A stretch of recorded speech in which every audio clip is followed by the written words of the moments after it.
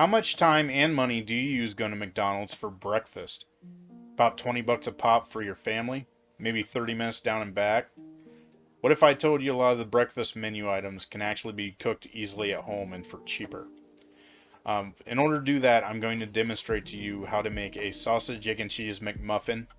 And the first steps for that, the simple steps for that, is to make sure you have your cookware, your ingredients, prepping and cooking said ingredients, and then the assembly of your sandwich. That's just 3 steps: gathering, prepping, cooking, and assembly. The materials you're going to need, first we're going to go over some optional ones. You're going to need some plates or a hamburger press if you are forming sausage patties yourself. Other than that, paper towels, aluminum foil, or saran wrap.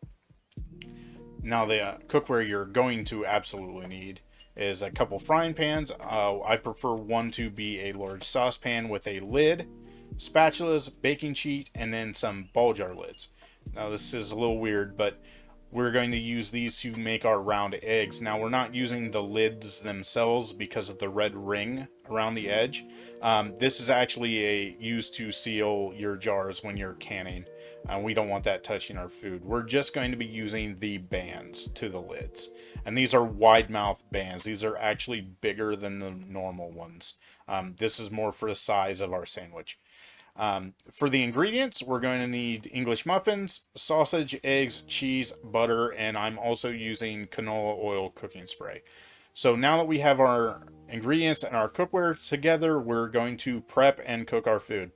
Now the sausage, we're going to use 2 plates, and we're going to press them. Now I've already had these pre-measured, so we had a pound of sausage, and we divide it into 6 patties. We're going to press these because if we handle them too much with our hands, they won't hold their shape. And so that's why we're pressing them this way. You can use saran wrap on the bottom plate and it'll actually free up better than what I'm doing on here. But there we have our patties formed and they're thin. This way they cook quicker, and also they're not as hard to eat for your sandwich with a thick patty because we're going to have a kind of thick sandwich. Now, after that, we're going to cook the made patties in a pan. In this demonstration, I'm using a griddle just for space, but typically that would be in a pan. Want to make sure that our sausage patties reach 160 degrees Fahrenheit internal temperature for safety. And beyond that, our sausages look done. We have a crisp crust on the top of them. More on that later. Now we're going to move on to the prep for our English muffins. Now you can split the English muffins easy. These are Thomas's easy split original English muffins. I typically use a fork and I go around the perimeter, but you can use your hands to split the top and the bottom from each other. And after that, we drizzled butter. I pre-melted the butter beforehand, and then we put it on. I'm using a nylon brush here, but it's not necessary to do this. These are ready to go in the oven. The oven's set at 450 degrees Fahrenheit. They're only going to be in there about maybe 4 minutes. Now, while we have the English muffins in the oven, if you have your eggs ready to go, you can cook them while the muffins are in the oven.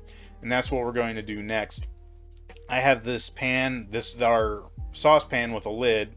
I've already sprayed canola oil cooking spray on it, and now I've had the ball jar rings inside. You spray the rings, and then once the pan gets to a nice temperature, warm enough, you can actually drop your eggs in individually and they'll start to cook immediately and they won't spill beyond the rings. Now halfway through cooking, you can break the yolks. This kind of helps. It's kind of a preference thing. If you want the yolks partially cooked, that's your preference. But we've broke our yolks, and then I've poured water into the pan and I cover them with lid. This kind of steams the eggs and gets them cooked more thoroughly through the top and the bottom. Once they're done, you can take a spatula and you can remove the eggs from the pan. I transfer them to a plate with a paper towel on them. This is to absorb extra moisture. Now, if you've sprayed your ball jar rings, the egg should fall out immediately. If not, you can use a butter knife and pry them out. It doesn't usually take much effort to do so. After that, you can assemble your sandwich. Now here, I use the bottom bun, cheese, sausage patty, egg, or cheese, then egg, and then a top bun. You can vary it. It doesn't matter as much, especially if your sausage has a nice crisp texture on it. The egg won't slip if it's on top of the sausage. So there you have it. You have a completed McDonald's style sandwich. In this case, the sausage, egg, and cheese McMuffin. And you've done it all by yourself at home, and it costs less. However, other things about it, just make sure that we have it ready to go. With some pre-planning, you can have this sandwich made in about 15-20 minutes. You just have to remember to gather your cookware and your ingredients ahead of time, and cook and prep your ingredients, and then assemble your sandwich. It's that simple. It is a lot more rewarding to cook it at home. You have a lot more control over how the end product tastes.